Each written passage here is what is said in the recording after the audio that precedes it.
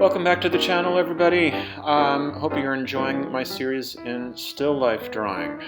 So this is a coffee cup from above. Finished coffee cup. It just has some coffee stained at the bottom of the cup, and I'm working on lighting and shadow for this coffee cup and having as much texture as possible. And in this particular painting, less is more in terms of layering down your paints. A lot of the times just one stroke of your brush is enough. I know that's really hard to control yourself and you want to layer loads and loads and loads of different shades of color, but sometimes just a pale gray for your shadow is just enough.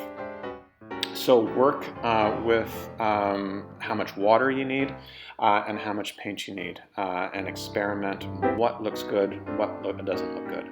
Right now I'm layering down just a stain of the coffee at the bottom of the mug. I'm using 2 or 3 different shades of brown, and all I'm doing is just texturing and using a little bit more water, a little bit less water to have a pale beige to a really deep brown.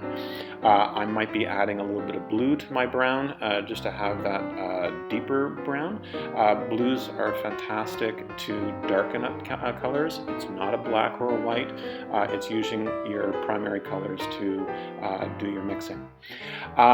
Because the cup is white, using a really dark outline to have it pop out from your background is really essential. So I'm using really fine small paintbrush just to have a little bit of an outline.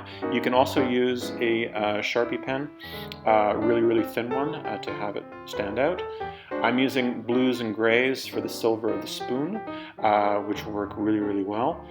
And it's all about having just that little bit of dark, little bit of light, and mixturing that and having a little bit of light and shadow, and having, I've talked about this before, but having just that whiteness of the rim of the saucer and rim of the cup to have it pop out from the rest of the coffee cup. I'm layering a little bit of dark, a little bit of shadow for the shadow coming from the left and going on to the right. And after that is just, sprinkling of color and making sure that the stain at the bottom of the cup really pops out and has humongous amounts of texture, and making sure that I have some really light browns to beige to really deep chocolate brown, and have that variety in your cup. And if you do that, you'll have your still life pop out from your background and really create that three-dimensional feel.